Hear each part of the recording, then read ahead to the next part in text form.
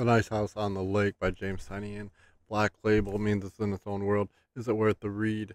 Horror story slash mystery slash um, alien vibes.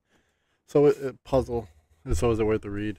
This is absolutely an amazing story. Now there is going to be a deluxe volume 2 coming out, I would imagine, once they finish up the next one, which I think is called Nice House by the Sea. Now this starts off with Walter and his friends. You're going to meet Ryan at the very beginning. And Walter, the story is going to be about Walter and his 10 friends.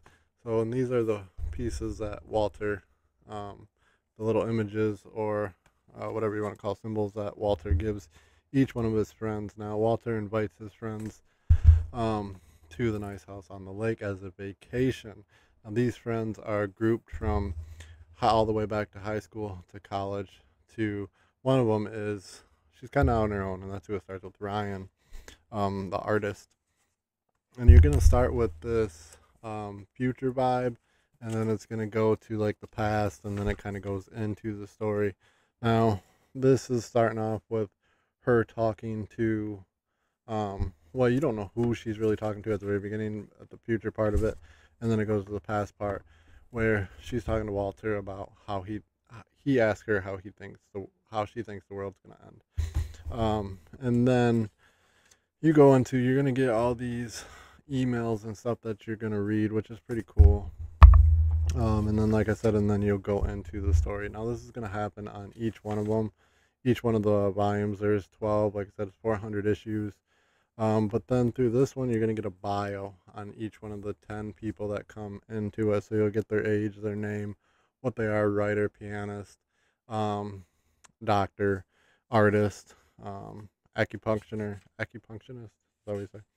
You're gonna get all of them. Now these groups, when they come to this house, because he does get all of them to come. Like I said, it's just a group of old friends, really, is what it is.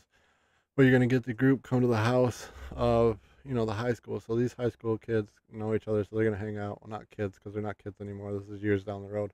High school group's gonna hang out. The college group's gonna hang out, and then Ryan's gonna be kind of off on her own because the only person she knows is Walter. Um, Now, Walter, see, this is where you'll start to get all the labels and the bios of everybody to know who everybody is, what they are, what their profession is. Um, Walter, for some reason, everybody really likes Walter, but you don't really know why. And there's Walter coming into the party that he got everybody to come to. Now, you're going to get the emails of him sending out all the emails, and then you're even going to get a transcript, and you'll find out more about the transcript as you read. Like I said, this is kind of a puzzle story. You kind of got to put this stuff together as you're reading, because you're going to even see the statues of all these symbols that he made for each character. Now, as you see, they all get there. They're all at the pool. They all got their phones put away, whatever, because they're on vacation in the middle of Wisconsin. Well, they think, right?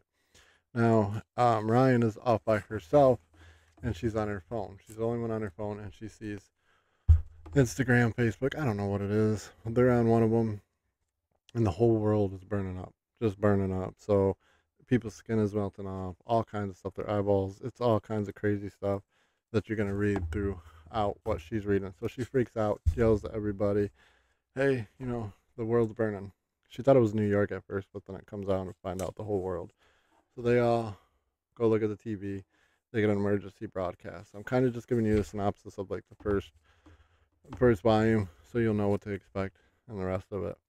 And then Walter comes out and says, "My people did this." And they're like, "What do you mean, my people?"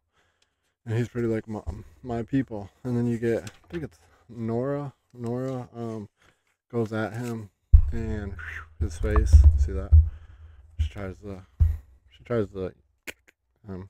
um, but it doesn't work. And that's when they find out, what is he? He's like this alien person. They've known him for years, and now he's this alien figure or whatever. They don't know what he is. And then you'll see, and the next volume starts where the pianist. So you're gonna go through each one, and like I said, it's like a future, past, and then into the present day. And you're gonna go through the whole book like that, and you're gonna get more mystery, find out what's going on, what he can do, what he is doing. Are they even where they say they are? All they know is they're trapped in like this dome type thing, with the lake and woods. Are they even still on Earth because they're in Wisconsin? Are they still there? Are they not there?